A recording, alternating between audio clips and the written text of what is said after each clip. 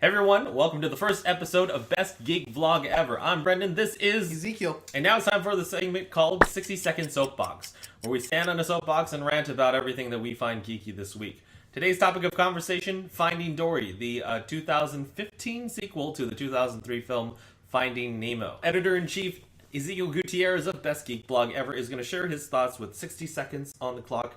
Go. I don't hate everything about this, because Finding Nemo is easily one of the greatest animated films of all time, and leave it to Hollywood to not just let it be that. I'm sure the film will be great. I love all the characters, but I had no desire whatsoever to revisit that world whatsoever. There is so many other things, so many other, even sequels that I would rather see Disney Pixar make, including The Incredibles. You can give us The Incredibles. I'd be fine with that. But Finding Nemo needed to just be what it was. I feel like early on in the Pixar Disney thing, this studio is just better than sequels. I have no desire to see Monsters University whatsoever. This announcement doesn't interest me at all. And I'd like to see them continue down the path that they've established themselves. Your minute's up. Oh, mother. I didn't even get started. Beyond my feelings for Finding Dory, which I'm sort of just, I have none. Disney in that year, 2015, is going to be, if everything goes according to their plan, huge. Finding Dory is just one of 5 major releases for that studio that year. Avengers 2, Ant-Man, Star Wars Episode 7, Finding Dory, Inside Out, and Pirates of the Caribbean 5.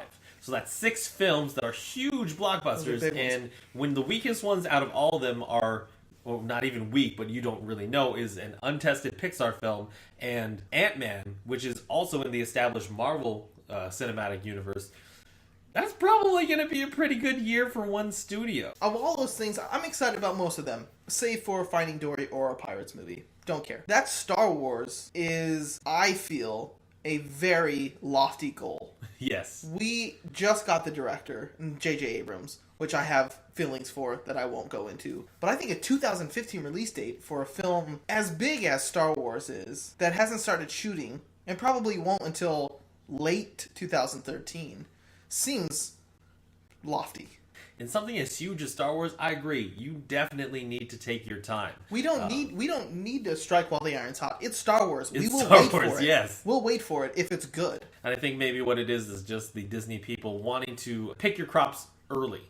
They just invested all this. They planted all this seed. They spent want all like this an money. Immediate return on it. Yeah. You're not going to get. I mean, you're going to get it. It's Star Wars. We spend billions of dollars on Star Wars every year, and that's all money that Disney's making already. You don't have to put out a movie right now. You don't. What I find most interesting about all this type of talk and speculation is that we have no idea what it's going to look like. We try to look at track records, we try to look at styles. We don't really know other than the title of what we can expect from this film. For all we know, JJ only needs 2 years in order to make an amazing Star Wars film. He's a big fan after all, so maybe we can get something incredible.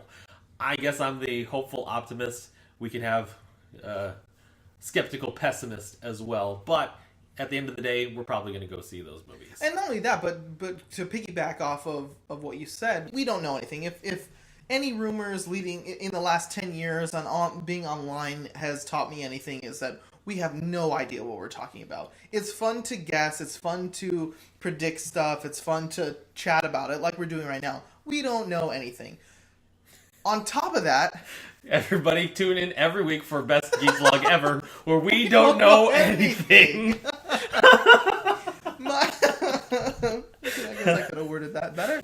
Maybe I'm the pessimist, at least for this particular show. I am going to be so tired of Star Wars rumors and news. I'm already sick of it. We just got a director, and that was like the big thing. Yes, okay, we got a director, let's move on. It's not going to end. For the next 2 years, there's going to be hundreds of thousands of Star Wars articles written on the internet. And the shitty thing is I'm going to read every single one of them.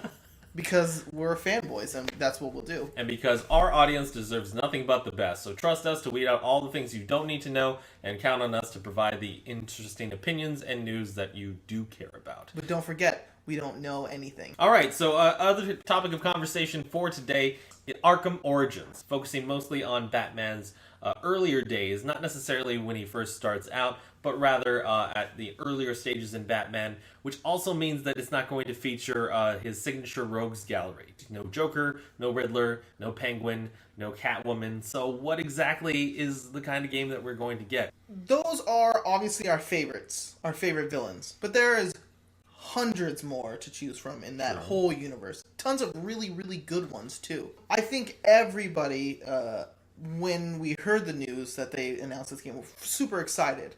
And then quickly subsided when we found out that Rocksteady is actually not creating the game. Rocksteady was the gaming company that created Arkham Asylum and Arkham City, which is easily in my top 5 games of all time. So it is a little disheartening to see that they're not a part of that, and I think more than anything, we're excited. For me, as a Bat fanboy, it's just exciting to hear new and exciting news about Batman in general, whether it's a game or a comic or a movie. It's just exciting to be a part of that, and I'll go buy the game and I'll play it. I think my biggest question is what is Rocksteady doing? It's better for them to keep the franchise alive by giving us a bi-yearly installment. Because after a long time, it's like, do you lose some of your fan base, things like that. Which actually kind of piggybacks on our earlier conversation about Star Wars. Batman is not going anywhere. He's still going to be here. You do not need to rush this game out.